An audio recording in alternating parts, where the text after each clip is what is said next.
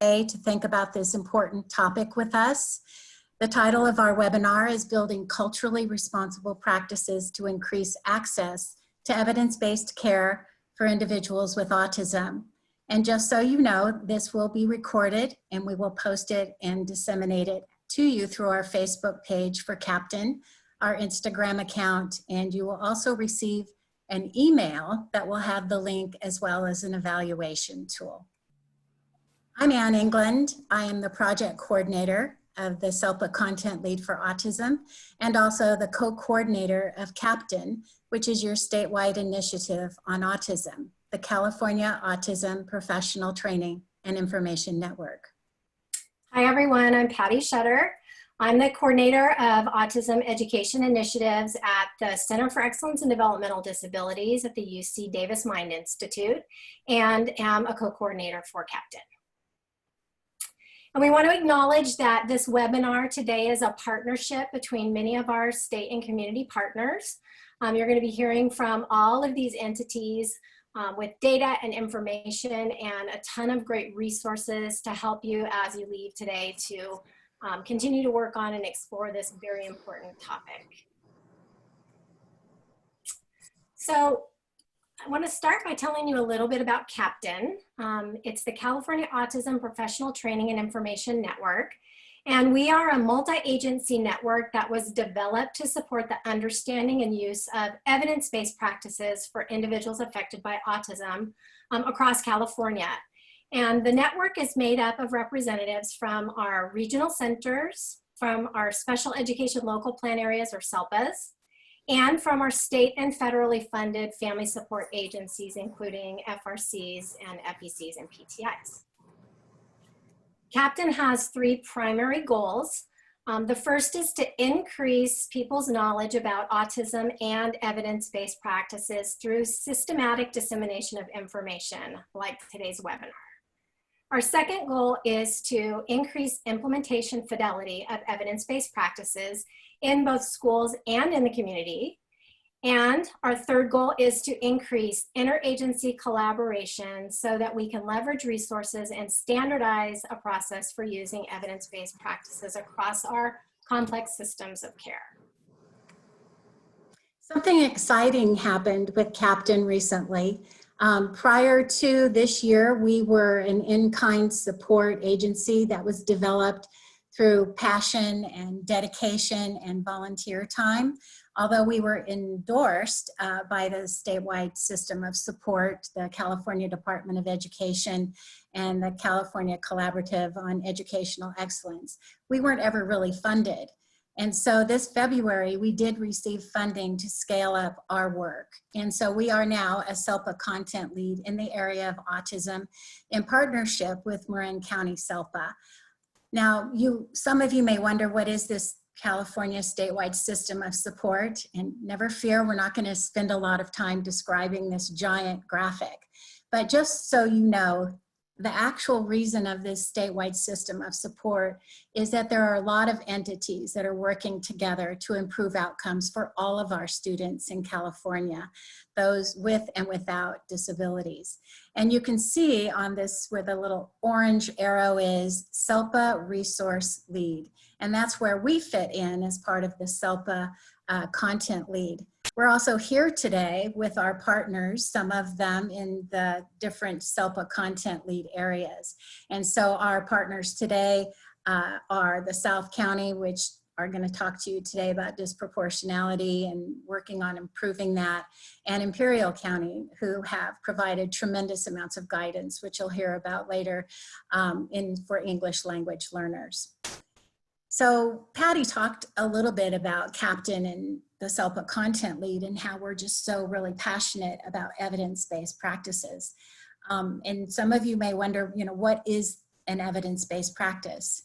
Well, the definition of the National Clearinghouse on Autism Evidence and Practice, which has done a critical review of the research literature, says that if focused intervention practices have evidence of efficacy in promoting positive outcomes for our learners with autism spectrum disorder.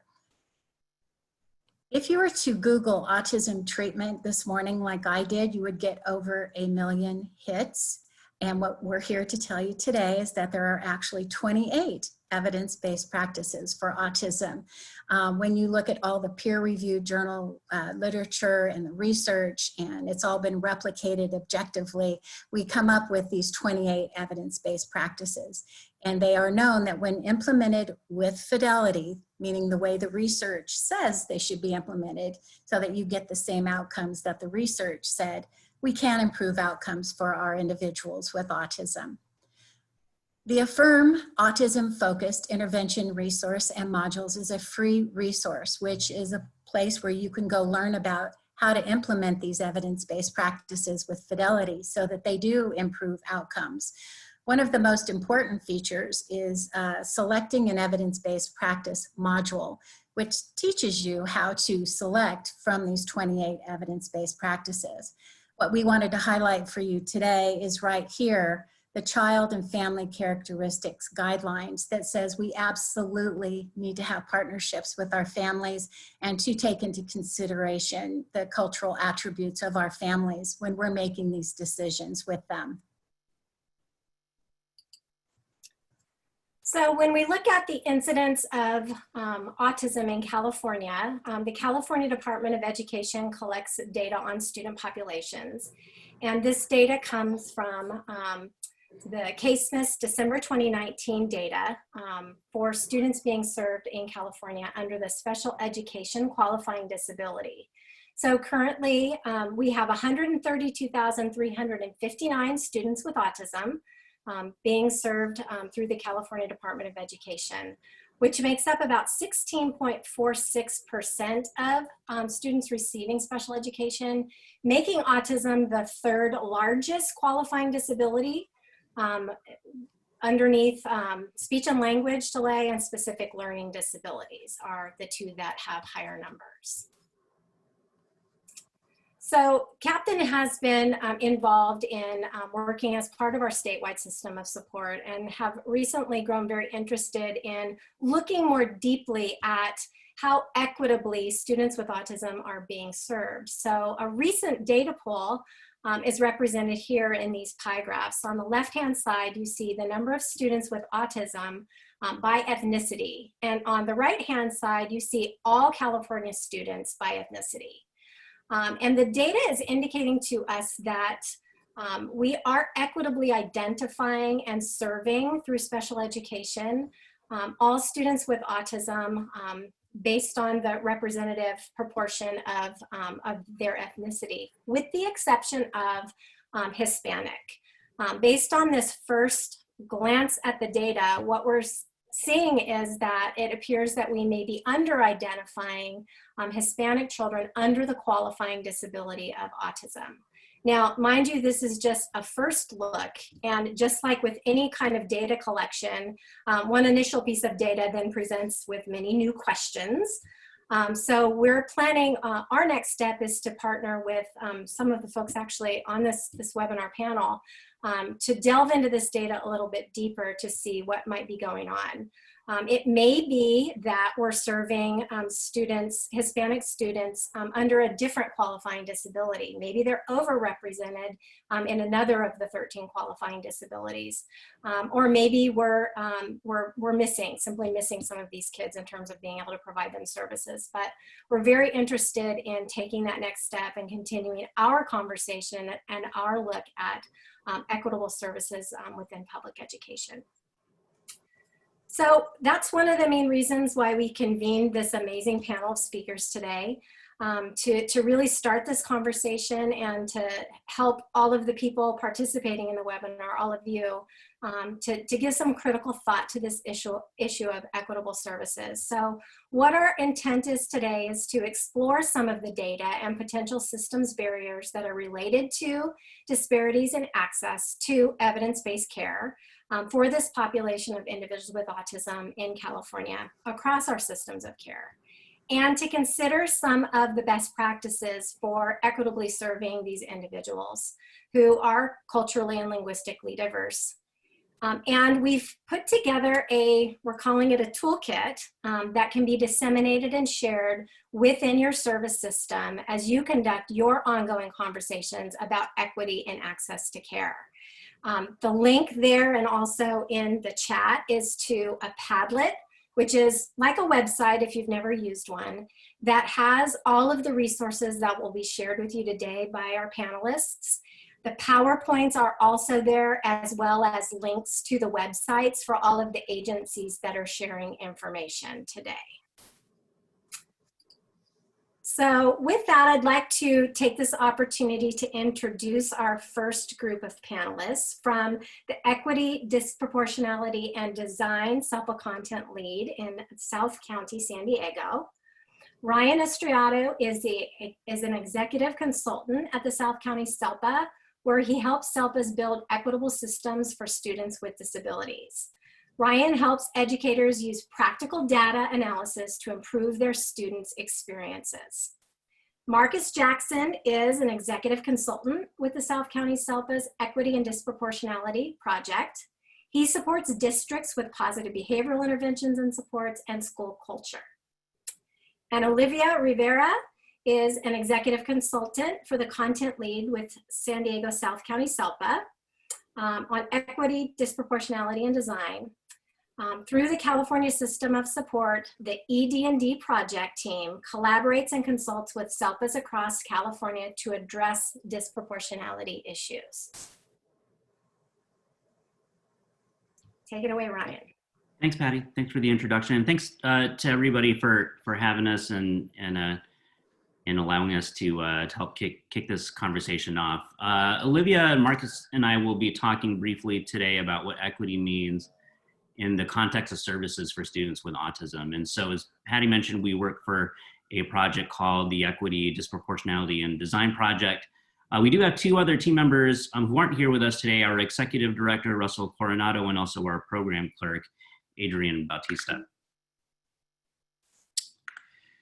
Our project's goal is to promote equity in schools by preventing disproportionality in special education. The word equitable here is broad, but in this context, it means that students with autism are using services like behavior support and speech and language, for example, at about the same rate across student subgroups. So as educators, we can make choices that promote equity, and to help us focus on what this can look like, we are proposing to think of 4 distinct categories where we as educators all have some degree of agency. The first is our contribution to our school's culture. Our second is our influence on policies that make up our system. The third is how we follow our system's procedures. And the fourth is how we collect and discuss data. And so let's start to make these ideas a little more specific. What does a choice for equity look like in all 4 of these areas? For culture, this is about building on opportunities to learn, explore, and develop understanding of differences for empathy, support, and growth. Systems means that we're ensuring that there's fair access and opportunities in our programs to prevent under or over representation. Practices describe the way we interpret and follow procedures in our everyday work. And we'll have an example of this from Imperial County Office of Ed later, who will be talking about the materials that they've developed to promote culturally responsive practices for English learners. And finally, data. When the scale of our equity work becomes too big for us to go on just intuition, how do we use data as a tool to help us learn about our underserved communities? Later in the presentation, you'll hear from the Department of Developmental Services about how they use data to promote equity. And so now I'm going to turn it over to Marcus, who's going to dig a little bit deeper and talk about what this could look like in real life. Thank you, Ron. I appreciate it. The first thing I'd like to talk about is how we as educators can promote equity with the choices that we make when we think about all the students that we work with throughout our educational career. I can think about my time as a school principal, but also as a school psychologist. Give an example. I had, when I was a school psychologist, I worked at a program for students. It was an alternative program, and our students, the bulk of our students, their disability area was emotionally disturbed, as also other health impairments. And the big other health impaired, the biggest thing about it was that we had a student that was placed in our school site mainly because he had behavioral issues. Our program was really, a big part of that was to ensure that we had a counseling curriculum 4 days a week, group counseling, where I taught anger management and social skills. What I wanted to do is ensure that our student with autism who came to our school site had access and the opportunity to be a part of our counseling groups. Now, I had to do a lot of creative thinking there because the parents, the advocates, and our school personnel did not think the student would benefit from our counseling component. But what I knew that counseling involved, social skills in particular, was having students learn and grow together with the particular activities. So we put the student in our groups. I had to adapt because there were times when our student didn't feel like participating. But once again, we had to persevere through that particular situation to see what the benefit was for him as a whole. I can tell you this was in 4th grade. So we had the student until 6th grade. I'm gonna go back to when he was in high school. I saw him years later. And this same student was a part of his school student council. He came up to me, I asked him how his parents were, how he was doing. It was his grandfather who was a big part of his life. Now, I, by no means, I'm humble enough to understand that I myself did not provide that opportunity for that student for him to succeed on his own, but it was the collaborative component of us realizing what he needed to be successful, providing that access and those opportunities, and he benefited from that. So when we look at promoting equity, that's the first thing we have to realize is there is no blanket approach because our students come to us with their unique characteristics from their culture. We have to always honor that and realize that that's a bigger part of how they will succeed throughout their educational experience. It's not something that one person can do, but it's a collaborative process that we do as a community, including the parents, including the school, including the surrounding community. And how you promote that equity and that collaboration, it has to start first with an administrative person who is actively involved and provides that support and the resources needed for that student to be successful. Then comes those teachers who implement those group design interventions and ensure that they are done with fidelity, making sure that if something's not working, the group reconvenes, and puts together a better plan for the student. Classified staff. Their job is to help build rapport, make sure there's regular data collection, and also being a part of that process. And when you create that equitable experience, it's not just having a good aid, it's how we utilize the aids within our district. So it's not just on the west side of our district or the east side, but across the whole, we're putting those practices in place that they're applicable throughout our whole school district. Outside agencies, when you bring in those agencies to provide those external ideas and practices, they're consistent, not just because there's an advocate involved in the case, but we have those three-tiered level supports for those students who require those, but they're consistent across our district. The individualized equitable program, that's everyone together as a part of the process, working for the benefit to ensure that student can receive support in the less restrictive environment. Lastly would be the acknowledgement of student progress.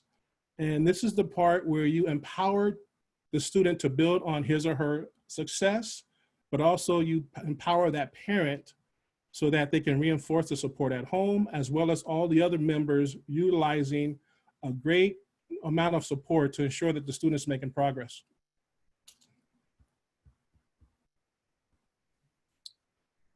Now, Ryan. Thanks, Marcus. So for the last part of our piece of this conversation, we want to present something that we may call the Equity, Disproportionality, and Design Call to Action Kit.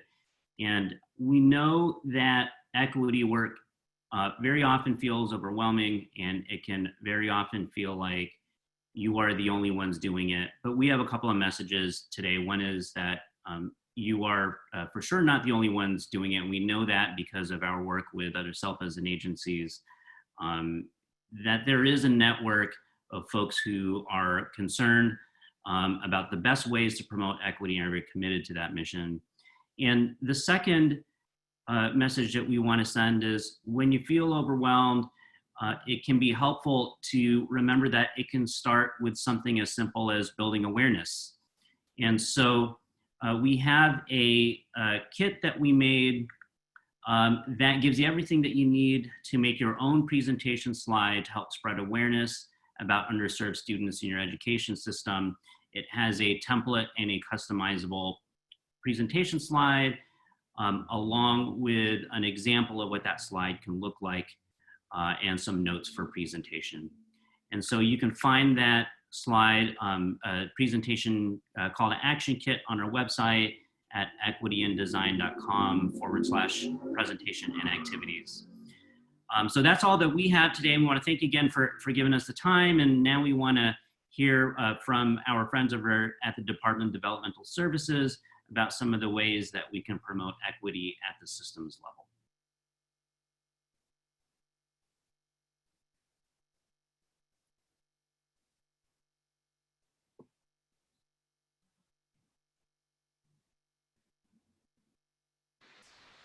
Patty, you're muted if you're talking. Oh, thank you.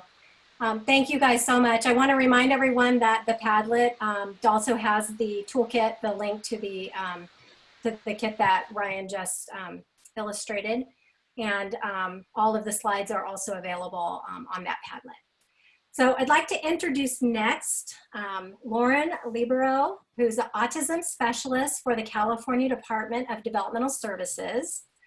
In her role, she oversees data, programs, and services for individuals with autism, and develops statewide policy in the provisions of effective and quality services and supports for individuals with autism statewide. Thank you, Lauren. Thanks, Patty. I jam-packed this presentation with data, so I'm just going to jump right in.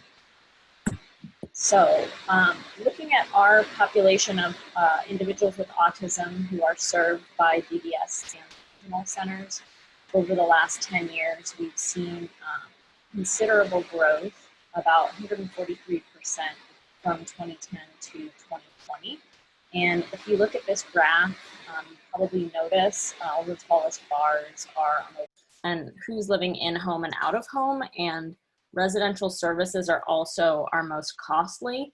And so if you have a group with a larger proportion of individuals living out of home, that can drive some pretty big differences in terms of expenditures. So for example, if you take a look at this chart, if you look at the far column on the right side, this is the average annual per capita cost of services for individuals with autism.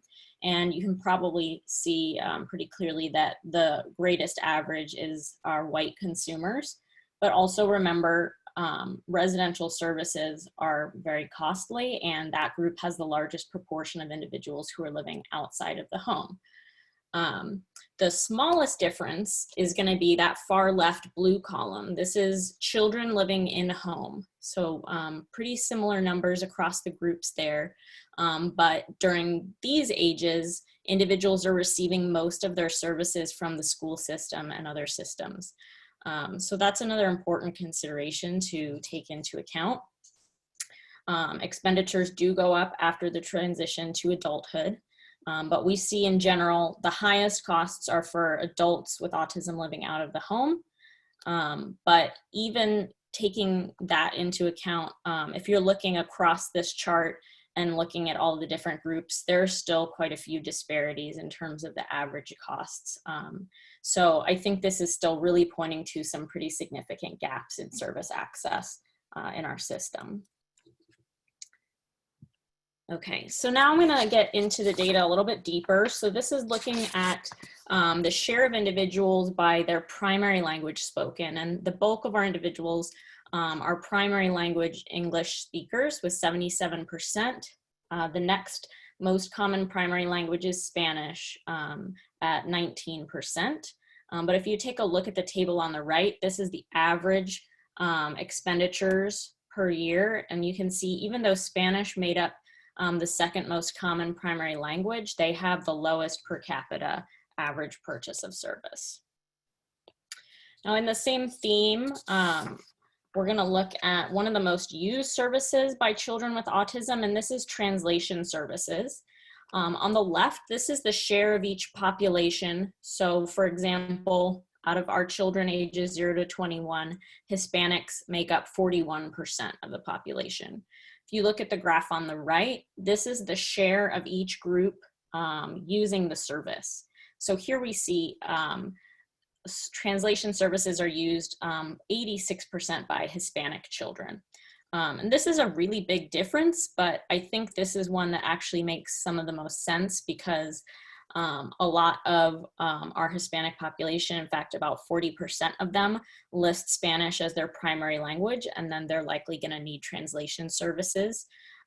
Whereas some of our other groups, like white, very few of them are reporting a different or a non-English primary language. They're not going to need translation services, and so we see them less represented here.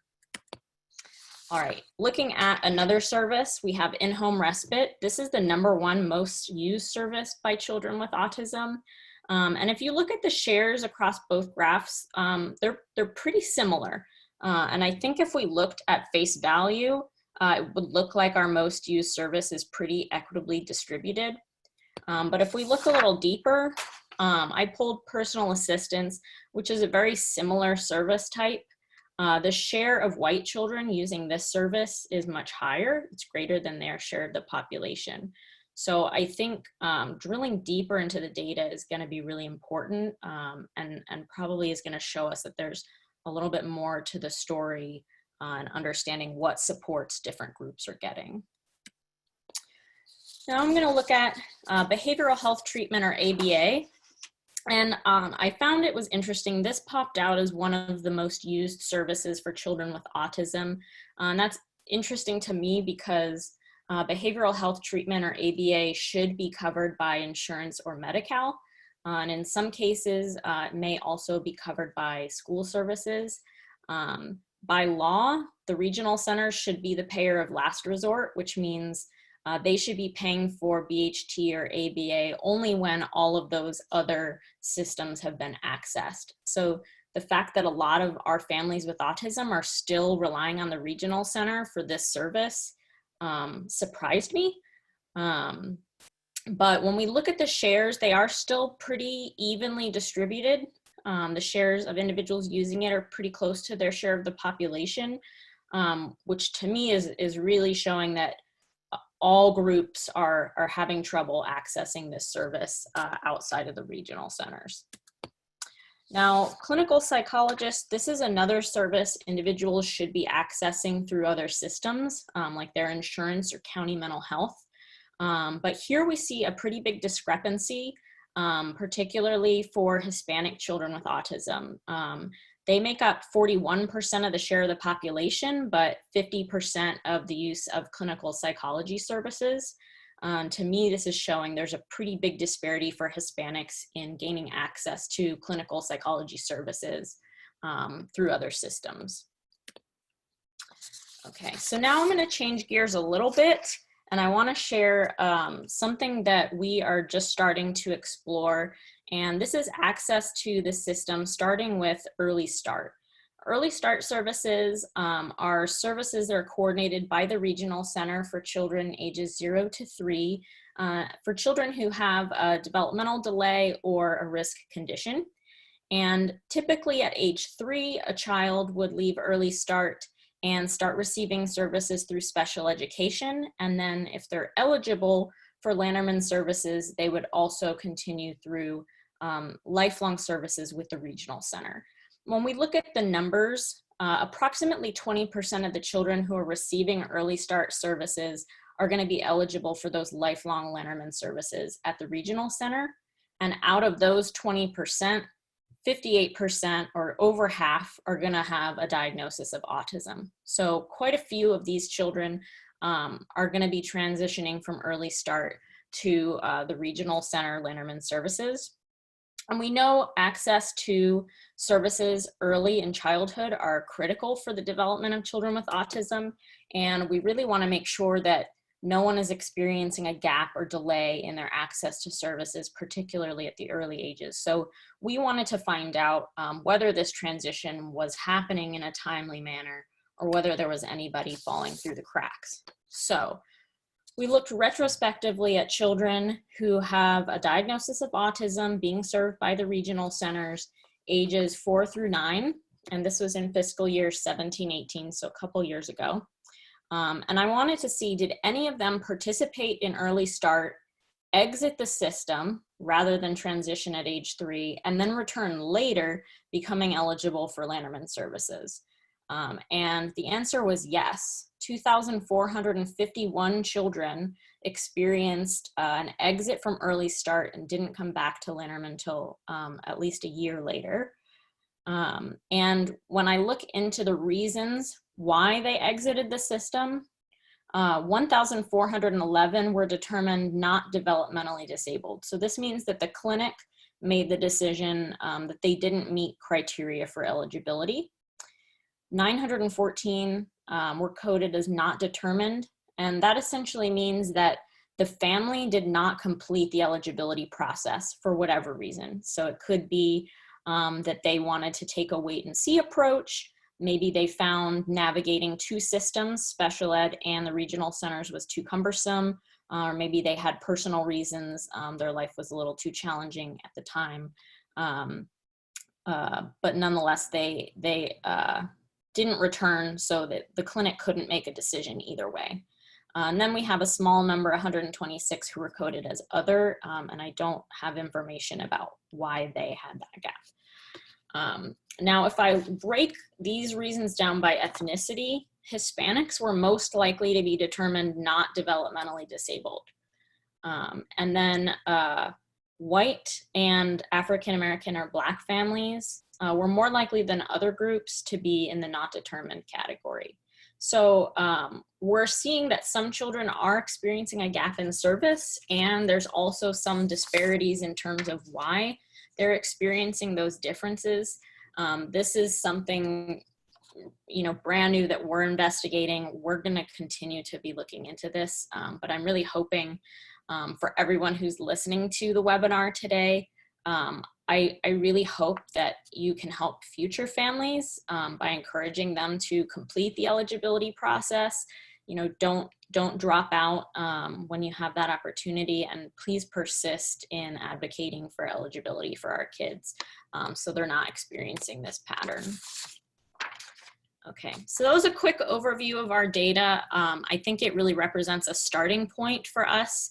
And some of the data is a little bit eye-opening, but I think it's also encouraging that we have the opportunity to look at disparities like this, because it then gives us the opportunity to improve our policy and improve our system so that we are working together to make sure that individuals have equitable access to services for children with autism and adults with autism, and that they have the ability to make choices. One of the initiatives that our department is taking is our Disparities Grants program, and I hope all of you will stick around. We have Leilani Walter, who's going to be presenting on that program, and I think you'll all really enjoy that. Thank you, Lauren. And I want to really just hold DDS up as a model for peeling away at all the layers and doing the deeper dive into the data and really looking at equity and disparities. I think that we all can learn a lot from what efforts you guys have done and how you've gone about it. And I think also the ED&D project, the toolkit that you guys are sharing with us gives everyone a first step at how to do that and how to start peeling away at those layers. So I next want to introduce speakers from the SELPA Content Lead for English Language Learners with Disabilities. Lupita Alguin Rubio is a coordinator at Imperial County SELPA.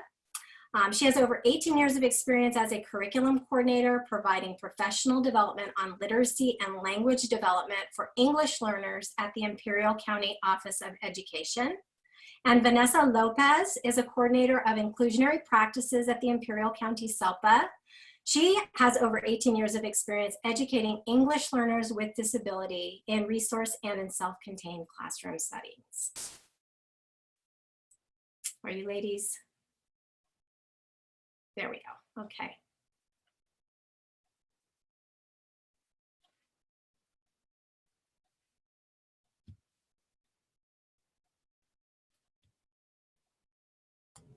Can you see my slide deck? Yes, ma'am. All right, perfect. I'm trying out a new setup, so please be patient, everybody.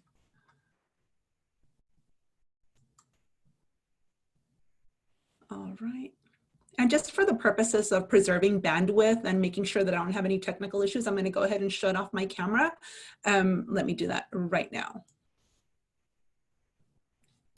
Okay, hello everyone and welcome. It's such an honor to be here in such great company as we collectively dig in a little deeper into culturally responsive practices as we look through data, systems, and supports from both an individual standpoint and that of an agency, group, and our department. Our focus today is through that of a practitioner working with dually identified students. What I mean by dually identified students are students who are English learners, also with a disability. So as we grapple with our current situation in education due to COVID-19 and adjust to the demands of distance learning, hybrid models, and a variety of other means of connecting, culturally responsive practices continue to be as important as before, if not more so. Today, we're going to be looking at culturally responsive practices through the lens of English language learners who also have a disability, specifically using the English Learner Roadmap to inform best practices. So we are found in the Imperial County area, and that's right where Arizona, California, and Mexico meet. So that really provides some background for you, knowing as far as what our student populations are. So we have a huge population of English learners with disabilities whose primary language is Spanish. So English language learner issues are right at the forefront at our local SELPA. Click next. Oops. Why is this? Sorry, having some issues here. Did that move on? Yes. Okay, perfect. I'll be requesting feedback often.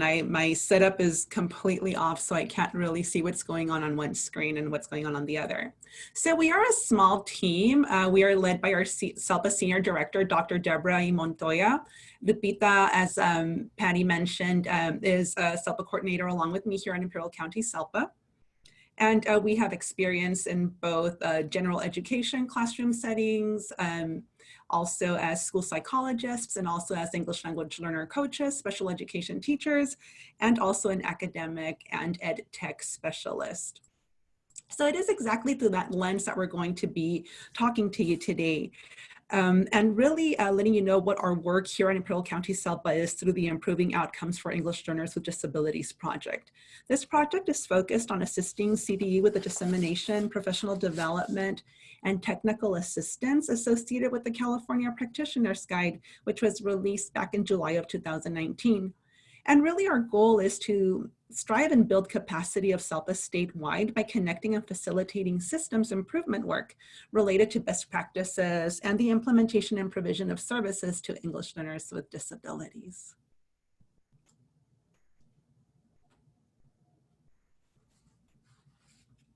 Lupita? Can you hear me okay? Yes. Thank you. I was having sound issues. As we begin exploring this concept together, we want to establish some common understanding on this topic by describing what culturally responsive teaching is. Dr. Zaretta Hammond, the author of Culturally Responsive Teaching and the Brain, explains how her personal experiences led her to investigate what children need to have an academic mindset. Her description of culturally responsive teaching is as follows. In a nutshell, culturally responsive teaching is about helping culturally and linguistically diverse students build their skill and capacity to do rigorous work, improving their brain power and information processing skills. If you're interested in hearing more on her perspective of this topic, you can click on the title to access her talk on culturally responsive teaching. Next slide. You may have noticed on our title slide that we identified the English Learner Roadmap as a resource for this topic. The English Learner Roadmap is the new California policy that is designed to inform best practices to address the specific needs of English learners in all educational programs. Let's take a moment to learn more about the roadmap from an expert and longtime champion for English learners, Dr. Lori Olson.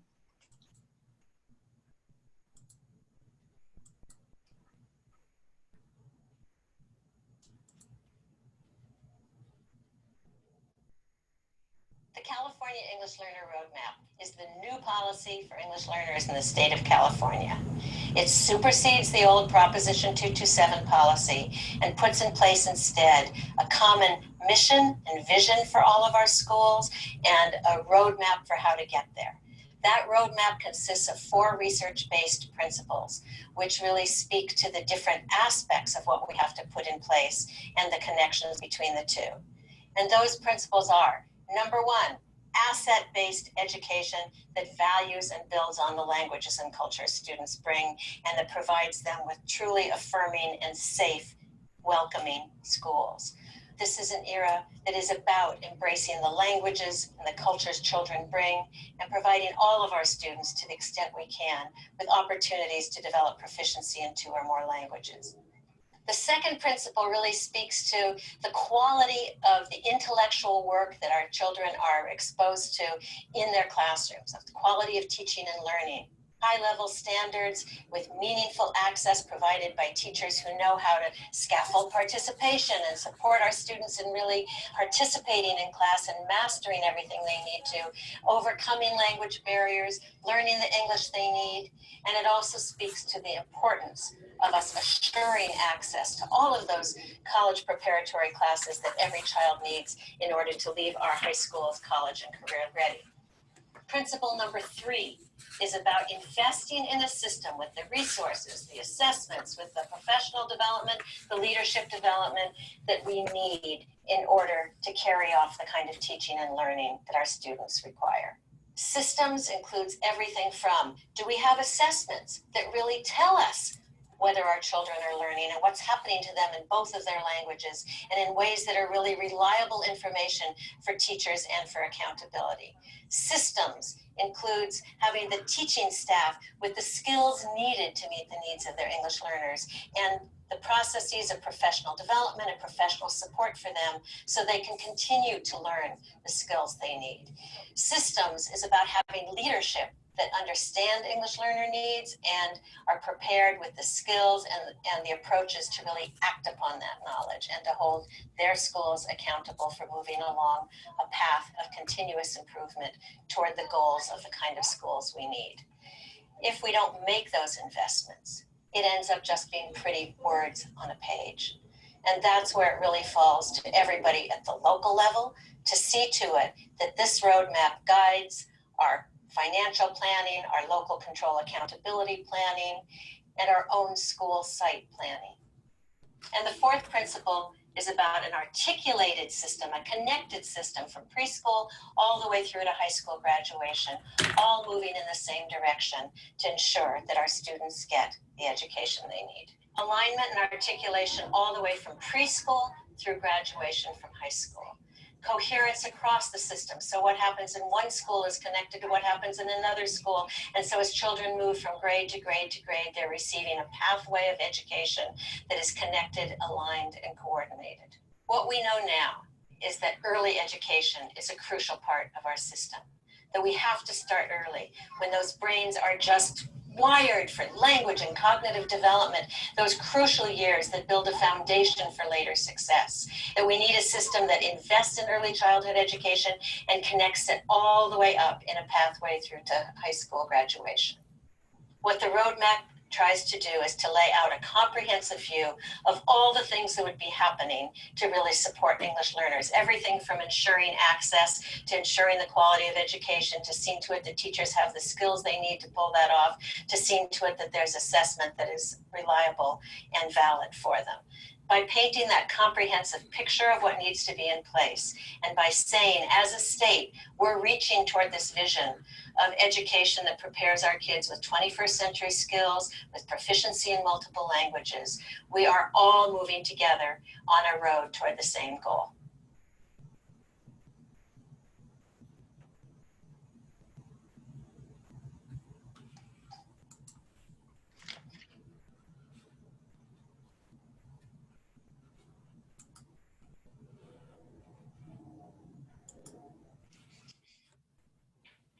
Now that we have a better understanding of what the English Learner Roadmap is and its It's a new guiding day principles, for English learners in California.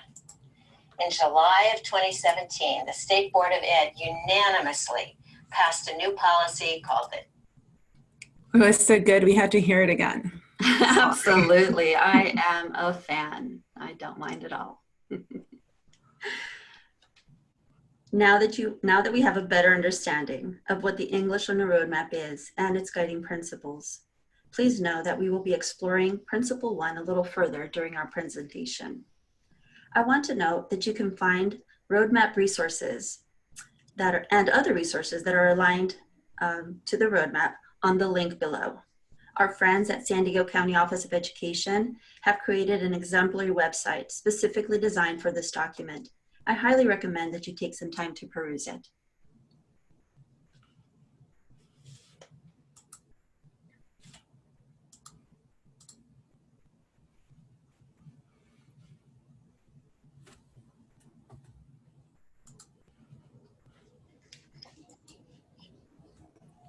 Moving throughout the 5 sections of the California Practitioner's Guide, we can find the belief that schools are to be responsive to the strengths, needs, and identities of English learners.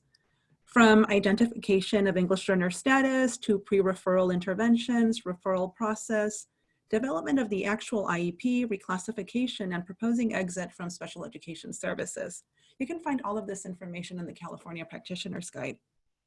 However, as it pertains to today's topic, the California Practitioner's Guide states that ensuring the academic success is a shared responsibility.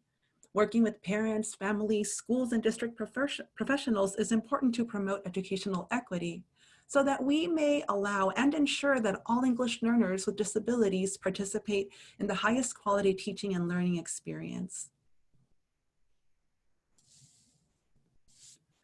And ensuring that all English learners participate in the highest quality teaching and learning experiences, culturally responsive practices are necessary.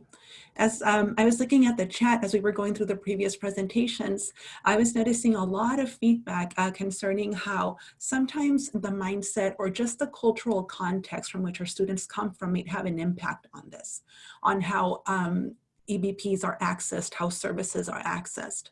So it is important to know the individual to do that. Being culturally responsive requires us to know that the individual as a whole, and knowing that there are identities that may overlap from culture, ethnicity, disability, race, sexuality, and gender. If we are to get to know our students, we have to consider all these components of identity as well to truly be culturally responsive. That way, once we have this framework established, as we get to know our students and their families, then we are able to apply it to a variety of students, whether it be Rosie here, so that we can validate, affirm, build, and bridge. This framework is provided by the Center of Culturally Responsive Teaching and Learning. They believe that being culturally responsive is an approach to living life in a way that practices the validation and affirmation. They propose VAB, V-A-B-B, as a means to do so, because when we validate, we are intentional and purposeful in legitimizing the home culture and the language of students. When we affirm, we are intentional and purposeful in our effort to reverse negative stereotypes. When we build, we understand and recognize the cultural and linguistic behaviors of students and using those behaviors to foster rapport and build relationships with them. When we bridge, we provide the academic and social skills students will need to have success beyond the classroom. evident when students demonstrate that they can navigate school and mainstream culture successfully. When we validate, affirm, build, and bridge, we move closer to a culturally responsive approach to our students, our families, and the assets that they bring, so that you can use this framework with any student.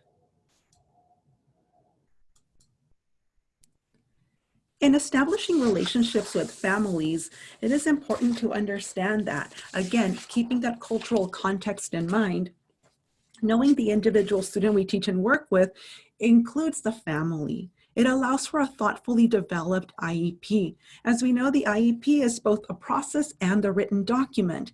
We speak of the thread of educational benefit as a connectedness and flow between assessment, data, present levels, goals and objectives, etc. And one is reminded that this requires the meaningful participation of the family, and how we engage with families and students is important so that we can develop a truly meaningful document that helps meet the needs of our individual students. One of the concerns that might arise is, how do I establish relationships with families who speak a different language? The California Practitioner's Guide has a series of resources meant to help support you as you navigate these situations where maybe the cultural context isn't present, there's a language barrier, or any of the other issues that might arise as a practitioner. The frequently asked questions sections are included at the end of each chapter, and they relate specifically to topics proposed within those chapters, and also provide you with additional resources to support you as you seek out to make connections with families. And a lot of the active links that you will see in this presentation are available for you to use. So by clicking on the links, you will be directed to these resources that we're referencing within. Now we're going to spend some time taking a closer look exploring Principle 1, Assets-Oriented and Needs-Responsive Schools. Next slide. Each principle is further broken down into elements. These elements are the concrete actions that need to be taken in order to enact each principle. Element 1E describes the use of valid assessment protocols that support culturally and linguistically inclusive practices. It goes on to describe the value of professional development to leverage expertise specific to English learners to address academic and language development more precisely. Next slide. Next slide, please. A useful resource within the English Learner Roadmap are the reflection tools. I'm going to drop a link to the tools in the chat box for your access.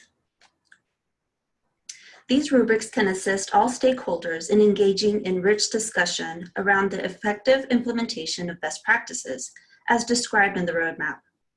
This slide is a screenshot of element 1E found in Principle 1, Assets-Oriented and Needs-Responsive Schools.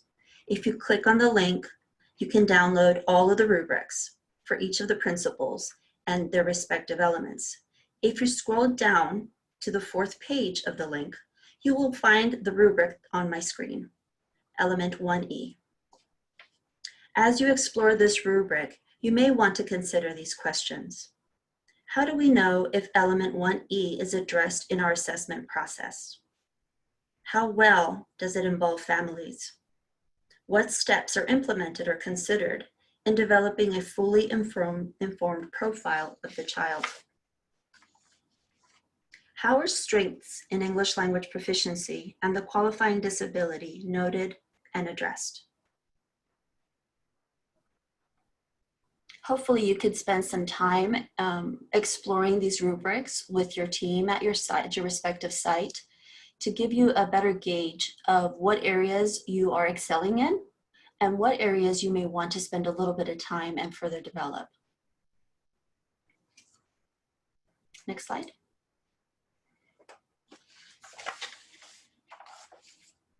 The Center for Culturally Responsive Teaching and Learning has been identified by the English Learner Roadmap Work Group as an illustrative example specifically for Principle 1.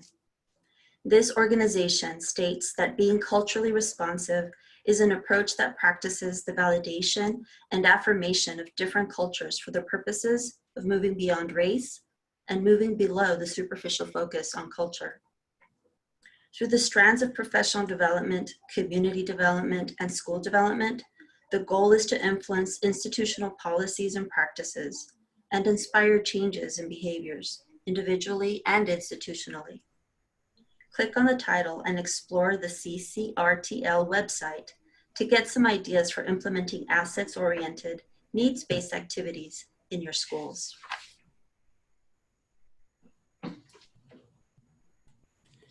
So Lupita covered elements of the English Learner Roadmap, and I'm here to tell you that there are additional toolkits that have been developed. These toolkits are designed to help teachers understand and make meaning of the EL Roadmap policy in classroom-specific terms.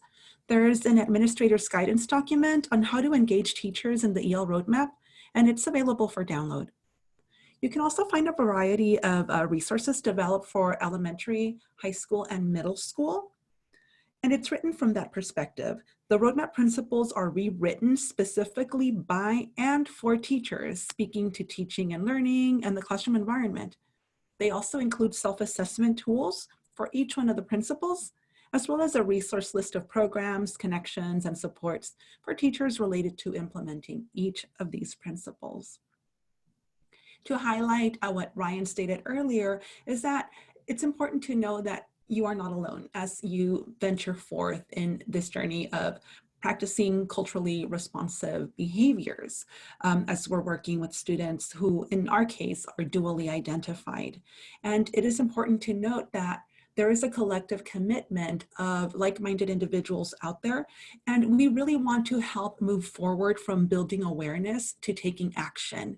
So hopefully we've basically just scratch the surface, because it's important to know that this is a vast topic that cannot be resolved in an hour, in a week, in a day, in a year. I mean, we're dealing with a very complex issue. So hopefully we are providing resources for you to get started on this journey and understand that there are resources out there, there are individuals out there, there are agencies out there that are working towards the same goal, that we are collectively committed to moving forth in this journey. And with that, I would like to invite you to visit us at our website, or to email us or tweet us and visit our resources and reach out to us if you have any questions, concerns. And I've also included here a little video tour so that you can take a look at the resources that we have available. So if you find anything that you need, let us know, shoot us a line. And again, thank you so very much for your time and attention today. Thank you, Vanessa and Lupita. And I just want to reiterate the beginning of the journey, and that our goal today was really to share some of the models and some of the resources that people can take forward, go back to their school site or their organization, and really consider as this conversation continues. So I would like to introduce next my colleague, Elizabeth Morgan, from the Center for Excellence in Developmental Disabilities at the UC Davis Mind Institute. Elizabeth is a PhD candidate in human development at UC Davis and an educator by training. She has a master's degree from the Harvard Graduate School of Education and has supported early childhood practitioners in utilizing developmentally appropriate practices and inclusion strategies since 2004. She does many things in our center, but her primary emphasis and focus includes early childhood and early intervention services with a specific interest in underrepresented populations. And Elizabeth is going to talk to us about a very important element of this partnership, which is parent advocacy. Okay, well, thank you so much, Patty, and thank you all for having me. So today, like Patty said, I'm going to talk about a subject that is near and dear to my heart, and I love talking about it because it's both connected to me professionally and personally. So you'll get to know a little bit about that, which is the whole concept of autism parent advocacy, but more specifically, how schools can support parent agency and fostering parent agency for parents of children on the autism spectrum, and specifically parents who are from historically marginalized and minoritized communities. So now I'm going to attempt, as Patty said, actually, this is something that is a study of mine. It's a part of my work. So I'm going to talk to you a little bit, and I'll try to abbreviate in less than 5 minutes, a 60-year history when we're talking about how important and relevant autism parent advocacy has been in the history of autism in our country. And I should also just quickly note that these are patterns that we see in our country, but I have done work internationally. And of course, there's been quite a bit of literature that we can review from international work, and there's similar patterns, right? And so when we're thinking about who are some of the key stakeholders, it really has and still is parents, right? They have the most stake in the game, I say, and so they are the biggest stakeholders. And so this really goes back to really when we see the first instances of autism in our country, the first mention, which is in 1940. We have Leo Kanner did his work, which we now know as autistic disturbances of affective conduct. And he was actually approached by the young man with the glasses down here by his parents when he was a youth. His name is Donald. And Kanner was approached by Donald's parents. Him and 11 other sets of parents wrote letters and advocated for their children who received at the time a mental retardation diagnosis, which we now know as an intellectual disability, to contest it, because they didn't quite believe that diagnosis fit their child. And so Kanner was doing research in this new type of disability, and after reviewing and doing observations of the children, these 11 children, he was able to come up with these patterns of children that were demonstrating stereotypic behavior, repetitive behaviors, spontaneous, engaging in spontaneous activity, which we know today are some hallmarks of the disability, right? And so was able to really give us insight to some of the things that we now are able to use as diagnosing criteria for autism. But what really was setting these kids apart, according to Kanner, is what he said was their cognitive potentialities. And so, which was distinctive at that time for children that he said mental retardation or intellectual disability, at that time they believed that that wasn't the case. And so this is where we could see that there was room for what they would consider as remediation or support or intervention, right? Because these children had abilities or potential, right? And so this diagnosis opened up the door for groups of children and people that previously were not. There were no options. It was institutionalization, and that was pretty much the pattern. And so as we can see, parents were key in that process. And parents really did continue to be a dominant theme when we're talking about not only autism diagnosis, but really the conversation. In the 60s, we started talking about how parents might even be the cause of autism, right? So we have some of the work that we now know has been refuted, but Bruno Bellingham actually gave us some research to say, well, it was the mothers, the refrigerator mothers that were causing, with this practice of unnurturing mothering, they were causing children to become autistic. And so this was something for quite a bit was believed and was the practice, giving the spotlight on parents. But yet, despite this extreme persecution, I would say, you would really see, and what we see is that autistic parents persevered, and specifically autistic mothers. We see that the example of these mothers going out partnering with other professionals to be a part of the treatment and support. People like speech language pathologists, occupational therapists, later special education practitioners. All of these people became a part of the process of identification and supporting, which they previously were not. So it was the parents that really helped bridge that gap to be able to support the intervention for children. And then we see later in the 60s and 70s major legislation and as far as even intervention to be able to support children. A key part really happened with an autistic father himself, Bernie Rimlin, his work to really look at how to be able to support and provide intervention for children on the autism spectrum. And that really was key because that took away this psychological prognosis, an emphasis to that, to really make it a more biological concept and how it could be treated with biological and behavioral types of intervention.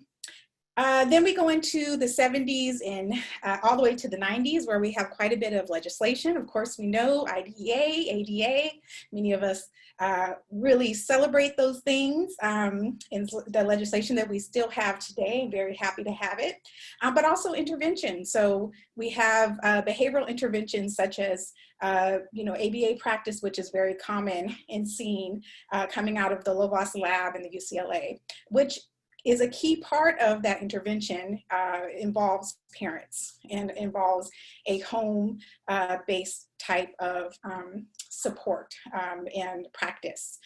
So those are all leading up to what we have today, which is really thinking about how parents are no longer really seen as much as the problem, but really seen as more as the solution and supporting children on the autism spectrum, and really valued as key stakeholders. And so this is just a summation of the last 60 years, seeing how parents really evolved into these warrior advocates and how that whole concept has been crystallized in the literature and in the documentation that we have. But one of the things that really was interesting to me, that despite this great review of literature, I was really not able to find much evidence of diversity in these accounts. And so, of course, we have to take history in context and realize that there is generations of historical oppression that we have to acknowledge in this process. But we also have to acknowledge that these parents were there. And these families were there, these children were there. So we need to be able to know a little bit more about what's happening in their situation. So in my research, I was able to find one instance of the silence voice or missing voice. And this was actually from a documentary called The Refrigerator Mother. And in it, we have one single Black mother talking about her experience of trying to receive a diagnosis for her child in the 60s, and some of the great opposition that she had during that time. So we're going to watch that, and then I'll talk a little bit more about it after. When Stephen was not even 2 years old, I was at the library, and the librarian said something about, we have some books here. Would you like to read something on autism? The little things, according to this book, seem to identify with Stephen. The rigidity, the repetitiveness. The next time I was at the doctor's office, I asked if he thought Stephen had autism. And it was more than one doctor at that time. It was a team of them over at the University of Illinois. And they said no. Said it may be an emotional disturbance, but it's not autism. We did not fit. No, we did not fit the classic mold for autism, which is white, upper middle class, and very, very bright. Is an autistic child, 11 years old. His father is a specialist in nuclear power plants. Joseph is 7 years old. Both of his parents are college graduates. His father is a college professor. It was really not a negotiable issue. According to my doctors, my son could not be autistic. I was not white, and it was assumed that I was not educated. Therefore, he was labeled emotionally disturbed. Here, your child has a disability that you recognize. And they said, no, you can't be that. You can't even be a refrigerator mother. The irony of it all.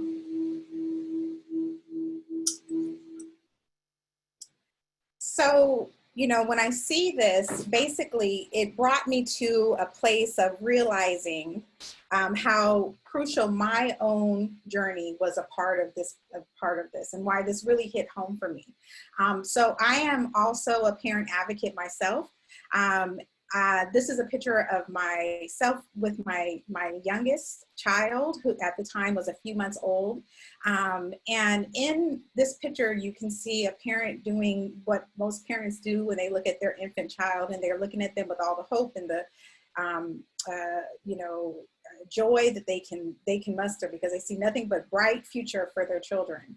And there was a time when he was 2.5 years old where I was uncertain about that future, because he received a autism diagnosis.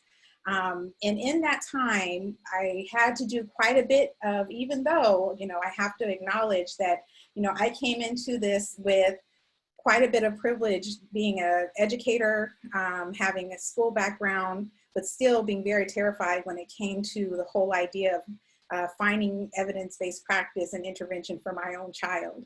And it was quite an intimidating process. So going into my own experience, I tell people all the time, I've been on all sides of the IEP table, but no side is like being a parent. Because like I said earlier, we have really the most stake. We have our child that we're talking about here. And so, you know, it was really about thinking, how can I be able to you know, support my child? And in that process, I went to quite a few, of course, resources, using every resource that I can, parent groups, different organizations. And I did see a pattern that I was one of very few women of color, but specifically one of few Black mothers that were participating in this particular, in any of these supports. And so I was really interested in knowing why. And so that goes into some of my research and the reason why I do what I do. So I'm gonna talk to you a little bit more about some of my work as my research for my dissertation project, and then I'll talk to you a little bit about some of the work I do at the SET. And one of the things too that I think is really important to kind of connect together. So one of the earlier presentations talked about Dr. Olson's work of really creating and how early education and early intervention is key. I truly believe that early intervention is a key process for development for parent advocacy also, right? And so we have, during the early intervention process, where we have student family goals. And so families are able to participate in a meaningful way that really it changes once they go into the IEP process. Those are student goals, right? And so I think when we're talking about the development of advocacy, when families aren't able to participate in that early intervention piece, they're missing a key part. So I think this is going to explain a little bit, I'll be able to explain a little bit more in some of the work why my projects are specifically looking at how to be able to adjust early intervention in communities of color, and it explains why that's so important to me. So this is just some background you all know, and some you may not. So we know in our country, 1 in 59 children will be diagnosed with autism. We also know early intervention is key. But also that Black children and Latinx children are diagnosed later, from 1.6 to 5 years later. And they're also up to 3 times more likely to be initially misdiagnosed. Right. And so knowing this, and also knowing that families, regardless of Black families, regardless of socioeconomic background or educational status, which we would think was a, you know, equalizer, is actually not, that families still have less information and access to services and evidence-based services in the Black community based upon what we know now.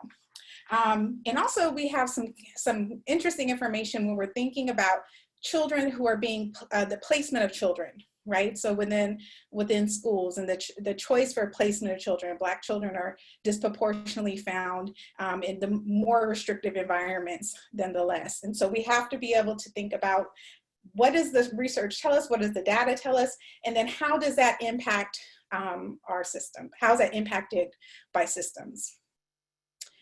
So this goes into my current project, and this is one of the projects, just looking, I conducted work to get input from single Black mothers on some of the resources they're using to be able to advocate for their children. So I was and am very much less interested in knowing about the deficits.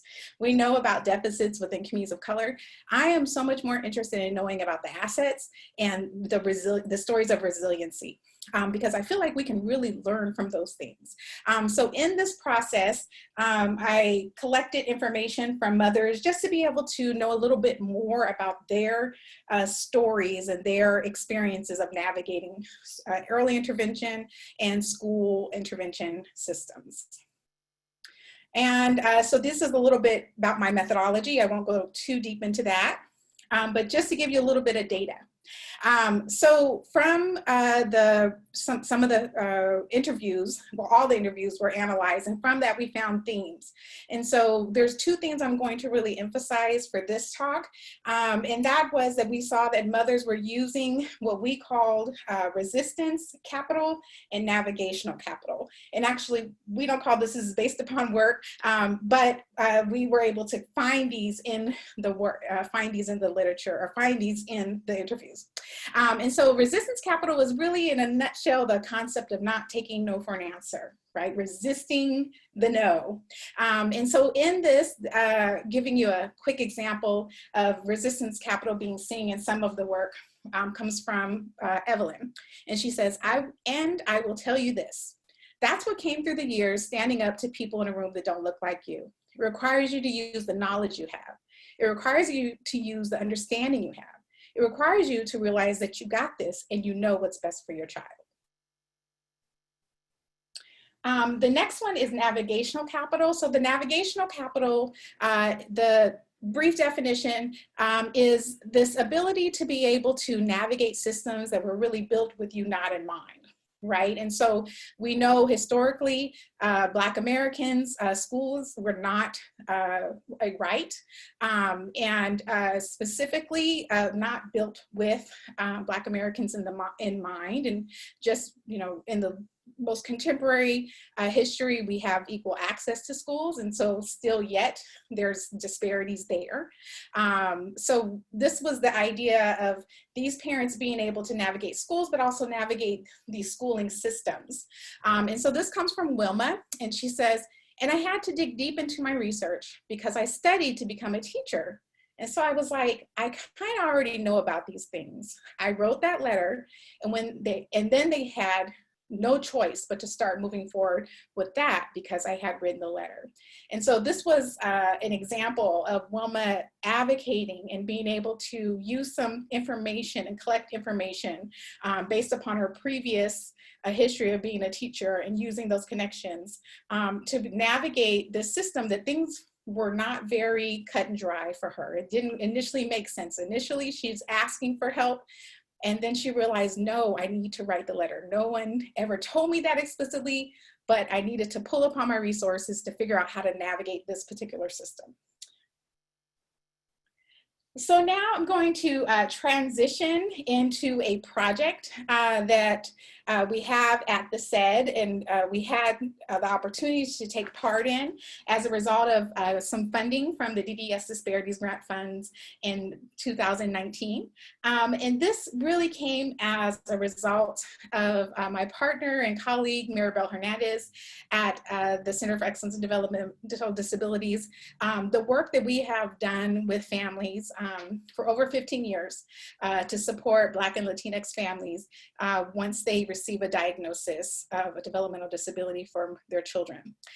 So this module was really about coming up with culturally relevant and culturally sensitive information to support families when they first get a diagnosis, in hopes to be able to almost talk to them in the most, be like the fly on the wall, be the most safe type of, in the most safe type of way. Because we both acknowledge that this is a very vulnerable topic for many families, and that we wanted to figure out how could we do something out of the box that was really different to support families. And so we came up with this concept of using video modules and letting families be the voice to lead the video modules. And so kind of referring back to the previous presentation, we really pulled upon those VAB concepts. So the validate, affirm, build, and bridge. So really coming up with a way to be able to support families and meet them where they're at. So to do this was a community-based type of project. So we had community stakeholders that were a part of the development of this project and saw us along the entire way when it comes to building the ship and really putting it to float and making it happen. They were a part of it at point. So we had a group of DD partners that were a part of the process, and as well as family stakeholders. So we have two fabulous support groups at the Mind Institute, one called Sankofa and one called Padres that we pulled upon quite a bit when it comes to expertise, content, and as well as from their stories. And what they really wanted, what they told us is that in order to make these different, not only they needed to be culturally relevant and sensitive, we needed to make sure to hear directly from families and to be able to speak directly to families so that families can be able to understand that families are the key factor, right? Families make a difference, and that they really can inspire that hope in families and correct the narrative that families of color and Black and Latinx communities, absolutely do care and want to be a part, but it's about knowing how to do it and how to be able to do it in a way that respects them and their culture. So now I'm going to show you a clip highlighting one of our videos. And in the video, I have to give you a brief moment of transparency. So one of the things we found very quickly in this process, Marion Bell and I, we found out that we were going to have to do things different. And so that means that we were going to have to be vulnerable, and we were going to have to open up our own stories as a part of this process for being able to support families. And so we both allowed ourselves to be a part of this process and our families to be a part of this process.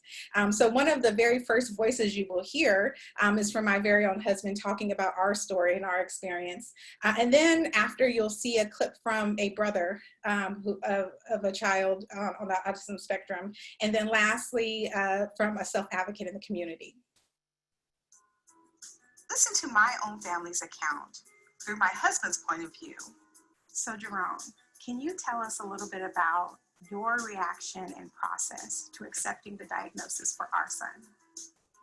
I mean, the moment that he had got the diagnosis, I accepted it at that moment. Of course, there's always hope that things could be different, or maybe it's something he may, grow out of. Those are thoughts that go through your mind. But at the same time, it was sort of like, okay, this is what he has. Let's, move forward and let's get the support that he needs. And I always say that, my son has autism, but autism doesn't have him.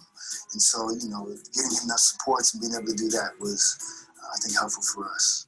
So Jerome, can you talk about how our child and our family's race and culture has influenced your experience of being a father of a child with a developmental disability? It always does. Even without the disability, it does. So I think for certain, even adding the disability is a heightened sensitivity because of the challenges of, being a Black man and just being able to make sure that my child is going to be protected, that he's going to learn how to be able to survive and navigate through the system, being able to navigate through his neighborhood, being able to, not be perceived in a certain way, being able to be himself. And then you add on the disability that kind of even brings even more attention.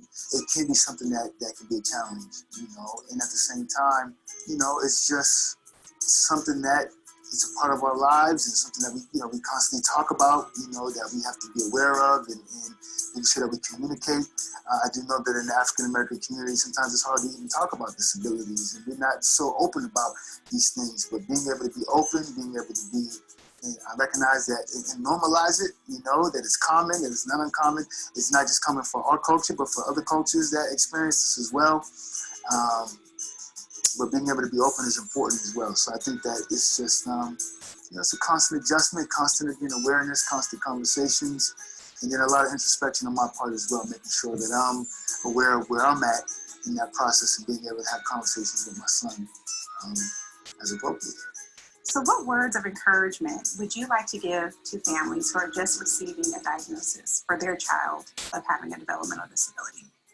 It's going to be very challenging. There's going to be a lot of, there is sort of a grieving process, I believe, when you have, especially I think being a dad, if you have these expectations, for me, in my case, it's my son, in some cases it might be your daughter, but there may be these expectations that you've had, and then you might start to feel as though those expectations won't get met. Will you be able to play basketball? Will you be able to, have certain conversations? And so all those things are going to go through your mind, and I think it's going to be natural to feel that way. And so I think that it's important to recognize that, you're human and that it's okay to have a certain level of disappointment, but then also to recognize that there's hope. That it's not the end of the world, and all the things that you expect can happen. They just won't be able to happen maybe in the way that you thought. It's going to be a new way, right? And so sometimes life throws us curveballs, and you have to learn how to adjust. So be willing to make the adjustments, but don't lose your expectations. Don't lose your hope for what your child can become. Parents are not the only. So I'm going to actually allow you to go use the Padlet to view the rest of the videos, and I hope you do take advantage. We have them, 4 of them that are in our English, for specifically targeting and to be able to support our Black and African American population, and then 7 that are for our Spanish speaking Latinx population. So thank you so much for your time, and I think we'll take questions at the end. Thank you so much, Elizabeth. And I just want to say that the videos really are incredibly powerful. She was only able to show you a small bit of it, but incredibly powerful and super helpful to families in terms of, starting their journey and feeling supported in their journey. I want to introduce our last 2 speakers. Leilani Walter is the Assistant Deputy Director of Service Access and Equity at the Department of Developmental Services, and she's going to be speaking a bit about the equity work that the DDS is doing. And then our final speaker is Melina Melgarejo, who is part of our Captain research team. And we'll be talking to you a little bit about a project that Captain is just beginning through the DDS Disparities Funds to help translate some of the resources Captain has made for families who speak languages other than English. So, Leilani? Okay, and I'll try to make this quick. That was really fantastic, Elizabeth. That was actually one example of some of our disparity funds. So it was a great introduction. So thank you for just illustrating an amazing way that our disparity funds program can be utilized to do some of this creative work. So can you see the screen all right, Patricia? Okay, so we'll just kind of quick start here. So I'm Leilani Walter, Assistant Deputy Director of Service Access and Equity, a relatively new section of the department.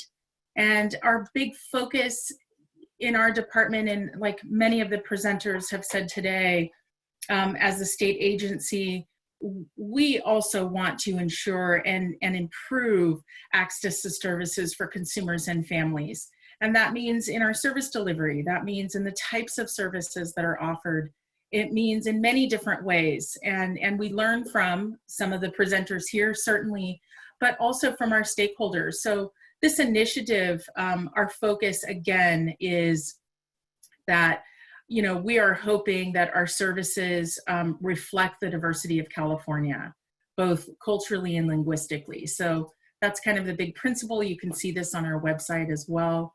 A brief illustration, I'm sure many have seen this before, but that, you know, the idea that we've talked about in the past, and we certainly talk about equality, what we know certainly with people with developmental disabilities is that the assistance that an individual may need is not equal, but maybe something different that might get them to the same opportunity or access to similar opportunities as other individuals. So equity is providing various levels of support and assistance depending on the specific needs or abilities to give everyone access to the same opportunities. It's a you know, an illustration that gets to the point. You know, we are looking not only to give people the exact same service, and I think someone said earlier, talking about translation, you know, that really shouldn't be the threshold of services for our communities that speak Spanish or other languages, as that's the first gate. In order to get to services, you need the translation in order to get that equity. So I know we measure those sorts of things and we want to look at them. We want to ensure that we have the translation. But again, that's the first step. You can't really get to services unless you have the translation. So that would be a good example of providing that support. And I certainly don't want to walk people through legislative history, but I think it's a good idea to take a look at, you know, just in this last few years, since 2012, we've started looking at some of the data that Lauren pulled up, right? Which is that purchase of service data. How do we even compile it? Where do we look at it? And how do we start looking at different cultures and how they're utilizing different services? I think Lauren made so many great points, and I'm sorry it was a little bit staticky up front, but one of the things that I think is really important is people use services differently. Not all service codes, right, in our system are equally, because of culture, because of personal preference, because of family values. So you have to dig a little deeper, and I was really happy that Lauren could illustrate that. But that gives us this is a good legislative history. 2015, regional centers start reporting and, you know, working with DDS to try to compile all this data and have annual reports to us so we can take a look at it. We have stakeholder meetings that begin around that time. And in 2016 is what I'll be talking about today, is the $11 million allocation for regional centers. And that is with the Disparity Funds program. And then it was originally just for regional centers, but in 2017, it was expanded to community-based organizations. And then just to give you a little snapshot of our little section, community engagement's really critical. I think a number of your presenters talk about how important it is to get feedback, to hear from people who might be attending this webinar, to hear from, you know, all of your captain connections throughout the state. That's critical. That guides what we do. So that community engagement's really important to get family and self-advocate feedback. We utilize our DS task force. Again, that's, you know, an amazing group. Over 150 people participate in that task force. It's divided into 5 different groups. But it's really an important way for the department to hear directly from our families about what services they need, especially during COVID-19. Having the quick access to have a DS task force meeting or a service access and equity meeting, it was an opportunity for the department to really hear what's going on immediately and how quickly we needed to get that feedback.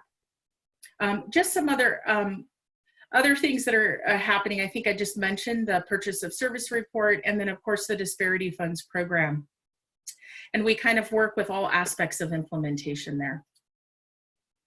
This is a good picture over these last 4 years of the program. And hopefully you're able to see this. I guess I can put this from current slide. Sorry about that. Make it a little clearer for you. The 4 years you can see, and the reason why this one's kind of important, number one, because it says since the very beginning, we didn't have enough money. The very beginning. It's amazing that we get the 11 million, and I certainly am not going to be greedy, because every penny we can get to do creative community-based work with communities of color is critical. So it just gives you an illustration of how much there is of a need out there. So beginning in 2017, we had 17.2 million proposal requests, total requests. And then as of this last year, we had 26.6 million. So it's a tough process. We'll be launching the Disparity Funds program in October. But again, I suppose that we have not had less than 100 proposals, and we probably will. Just gives you a little picture. The Disparity Funds program by ethnicity, these are our three main ethnicities. A lot of people may say, well, gosh, you know, there's so many different groups. And I think I have a list of this group where you might look, this is our three main, but we have we don't actually have an other category, but in other, you will have a number of other categories: Native American, Armenian, Farsi, Hmong, our deaf and hard of hearing community. These are also some of our targeted populations. It gives you just a little picture of what our program has looked like in the last 4 years. And then projects by type. This gives you a good picture to kind of get an idea of where things kind of began. In the beginning, there was a big focus on translation. A lot of resources need to start, right, with information in the native language.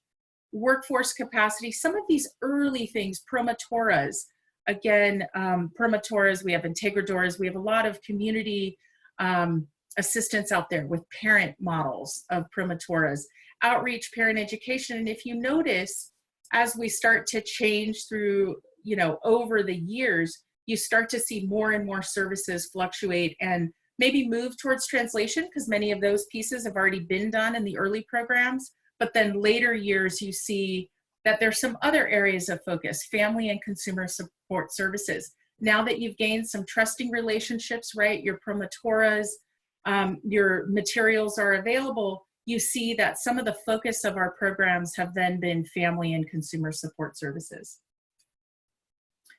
And then I would just say, as a brief little wrap up, we always do this every year, which is, what have we learned from these insights? You know, part of, I think Elizabeth said, you know, not focusing on what we don't have, but focus on what we can learn from what's working well.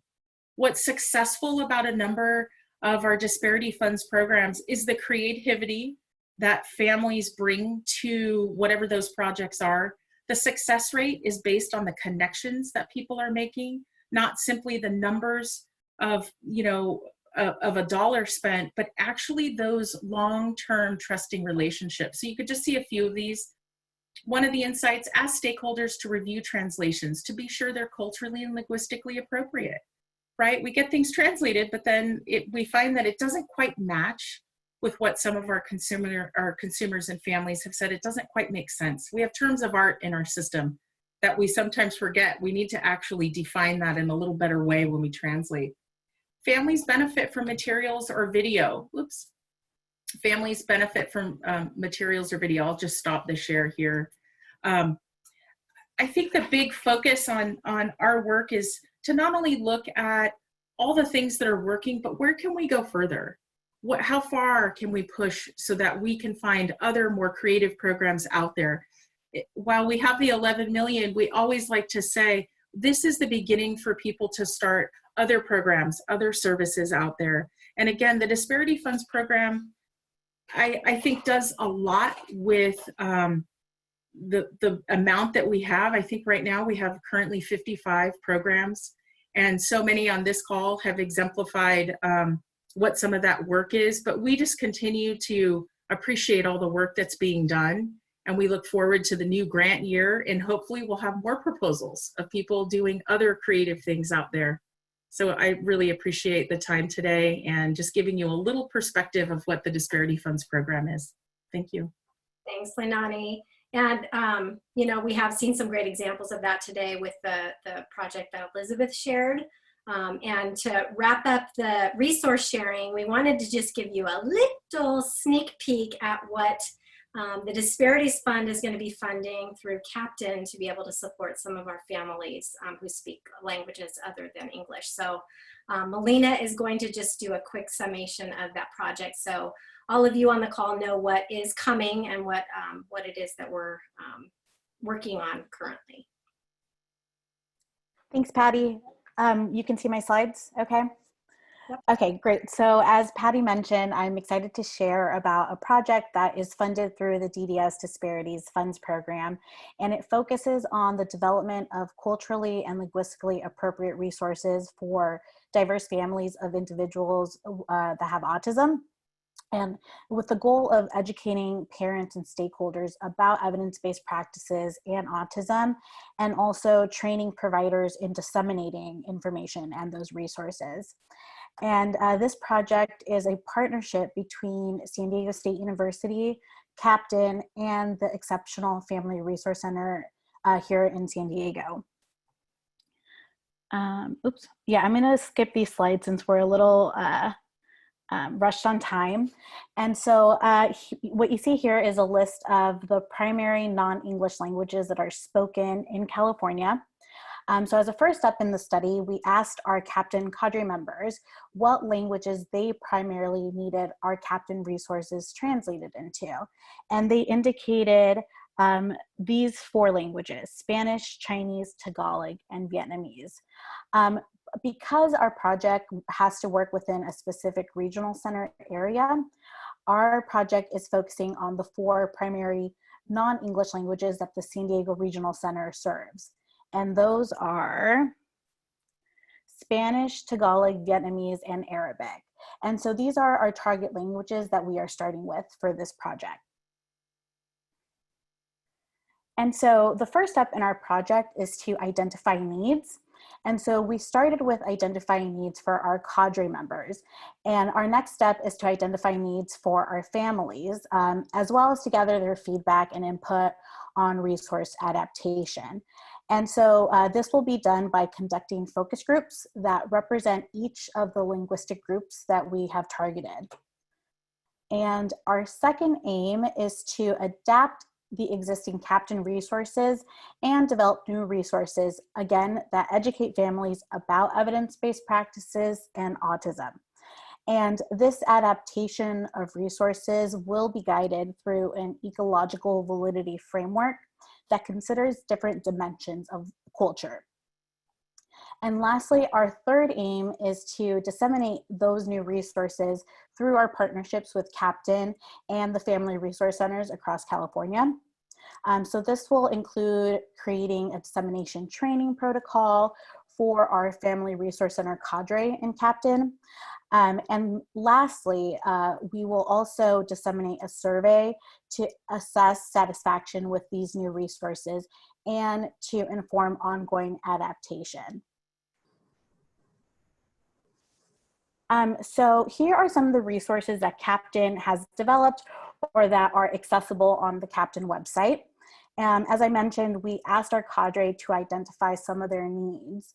And so 33% of our cadre did indicate having challenges reaching and serving families that have a non-English primary language. So we also asked cadre to identify the resources they most needed translated.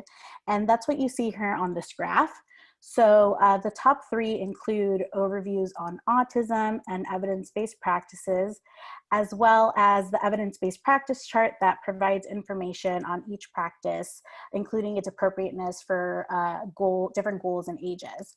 So this gives us a good starting point in identifying some of the resources that will likely be adapted for our target groups. So in terms of next steps, next on our timeline is to conduct these different focus groups within the next couple of months. And that will ultimately inform the resource adaptation that will start at the end of this year. So we are actively recruiting individuals that can support this project, either through facilitation of focus groups or adaptation of resources. So if you're interested in helping out and you are bilingual or multilingual and you have knowledge about autism, we do encourage you to reach out to us. This is our contact information. Our principal investigator is Jessica Sir Heinrich at San Diego State. I'm the project coordinator, and then our community coordinator is Diane Storman at the Exceptional Family Resource Center. So again, thank you for your time. We're really excited about this project, and hopefully we can share more information with you as it moves forward. So we want to thank all of our presenters today, absolutely. However, we really want to thank all of you who joined us. I think there were almost 300 people who found this topic really worthy and helpful. And what we want to do is leave you today with some information that might help you really move forward with maybe some what we call action items. I'm multitasking here, so here we go. So what is our call to action? Well, you know, when we all met and we thought, why are we doing this?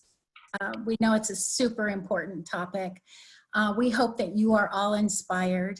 We hope that you will take a moment and just after you click this off, to have a mindful moment and think about something you can do to help us all become more culturally responsive and to really ensure equity for everyone. And it's a really important time for all of us, and we are all passionate and dedicated. And so we want to really thank you. A call to action, some of us may need ideas on what we can do next. And so we would just like for you to consider a few of these things. And some of it is doing things and some of it is thinking things. Maybe understanding this intersectionality of autism with other racial, ethnic, and cultural identities. You know, add that to your thinking about your efforts. Maybe go back and look at your existing data and work with your community of practice and look, do we have any disparities? Let's take a deeper dive. When you're selecting evidence-based interventions that are, you know, important for the student because you have goals, let's remember to include collaboratively our families and to look at cultural issues and make sure that we use the tools we've been given on those AFFIRM modules, which will help guide us into having those important conversations during selection of evidence-based practices. We absolutely have given you freedom to use and explore this toolkit, share it far and wide. There's no patents on it, just give it to anybody you can. We're gonna have the recording posted for you guys to go take a look and access it at another time, but also share the Padlet. And then continue to have the conversation. So thank you again for joining us today. It's really been a pleasure, and we hope that someday we'll get to see all of you in person. Thank you so much.